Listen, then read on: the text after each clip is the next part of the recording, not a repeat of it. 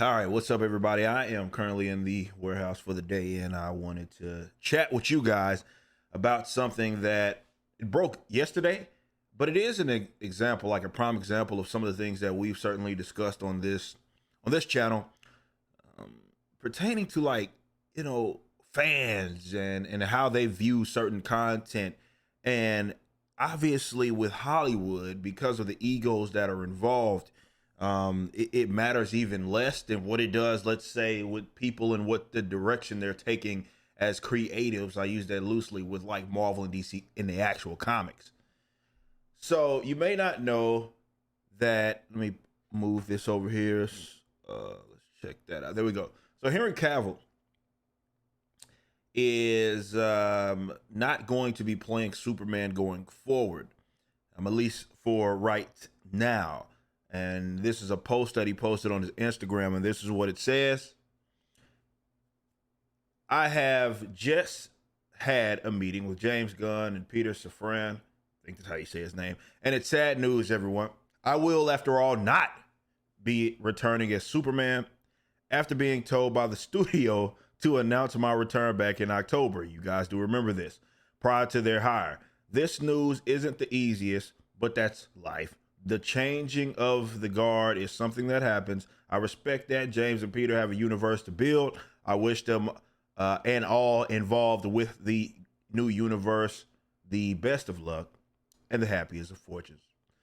For those who have been by my side through the years, we can mourn for a bit, but we must remember Superman is still around. Everything still stands. Everything he stands for still exists, and my examples, or the examples he set for us, are still there. My turn to wear the cape is past, but what Superman stands for never will. It's been a fun ride with you all, onwards and upwards. And James Gunn did post a little bit about this here, where he says, among those on the slate is Superman in the initial stages. Our story will be focusing on an earlier part of Superman's life, so the character will not to be played by Henry Cavill. Okay, so you got the gist of what's happening, and I'm going to give you my take. Okay, the bottom line is this: James, you could call it a personal. I don't know what it actually is, but the bottom line is they don't want Henry Cavill a part of it, and that could be for various reasons. Of course, they hired him, right? They hired him to really come in and be the kind of guru or the mastermind, let's say that, with the new DC's universe, let's say that, and everything it is that he's doing. He believes that, well, Cavill doesn't fit into that. Now, I guess what's weird about it all is that, look, Henry Cavill is one of the few actors that is, I would argue, unanimously liked. You probably put Keanu Reeves maybe in there. There's very few superstars like Hollywood, let's say, actors that are like that, where they are universally like enjoyed by basically everybody, for the most part. He's not a polarizing figure, and a lot of that has to do with he's not one of those actors like many of the people that, or the actors with the latest, like social media.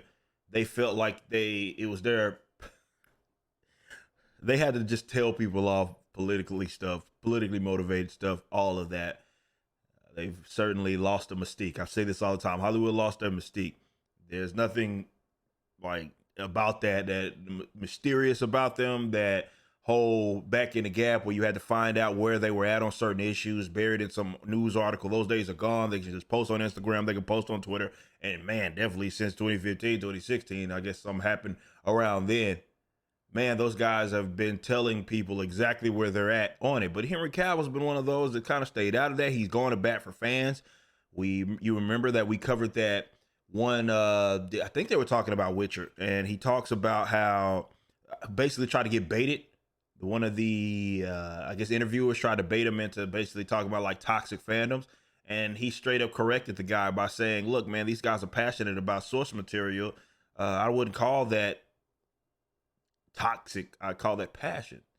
So he's one of the few guys that goes to bat for the fans. And then just him acting in the role of Superman, even if people, let's say, didn't like a movie or two that he was in, for the most part, people think that he's a solid Superman. Did I say Spider-Man earlier? Superman. I don't know if I said Spider-Man. Superman. Oh, I didn't say Spider-Man.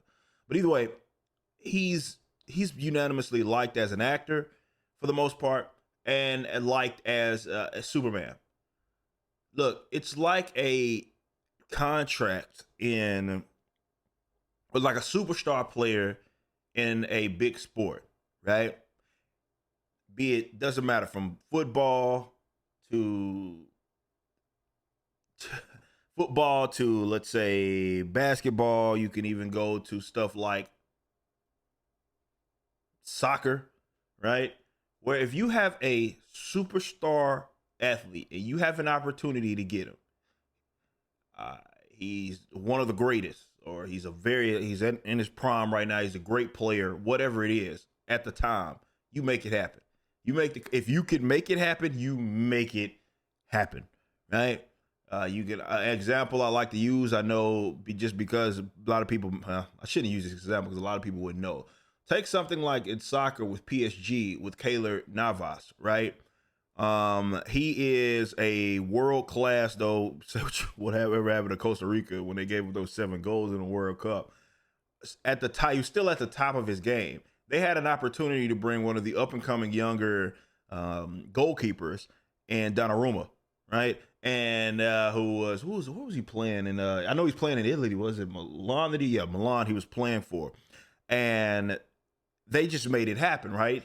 They had an opportunity to grab him, and now they just have 2 world-class goalkeepers. You can't have them both playing at the same time, and it seems weird that Navas is sitting there, but that's kind of what happens. If you have the opportunity to get one of the best guys in the business, you pull a trigger. That's just what happens. This is an example of exactly that, but more importantly, it shows how little regard these guys have for you as fans. These guys it's Hollywood. I mean, you have to have to have an ego. It's like a prerequisite to have an ego and be in, I say this all the time with what happens in Hollywood and how you get these weird depictions of these characters. It's like, well, it's the actor or the director and what they felt the character should be, not who the character was as it pertains to source material, because they don't care about that. They don't care about that at all. It's more like, I got to put my flavor on this. And this is just yet another example. James Gunn's like, I need to do what I need to do. And, well, I can't make you fit in that. Despite you being liked, whatever. Sorry, you don't fit in this. We're telling a different story. I just don't understand the blown opportunity there, but I kind of do. It's just ego's getting in the way. He had a vision. Henry Cavill, despite being in his prime, you probably should be utilizing him as the definitive Superman right now. Not going to do it. Just a blown opportunity. That's all it is. Wherever you're viewing the content, I appreciate you. If you enjoyed it, you may be interested in my comic book company, Rippaverse Comics. Our first book and campaign, ISOM #1, brought in $3.7 million with tens of thousands of satisfied customers. Visit Rippaverse.com to check out our store and stay up to date with the latest campaigns from one of the hottest new comic book companies. Also, my first big step towards a parallel economy was the development of my personal website, ericdjuly.com. This entirely replaced my Patreon.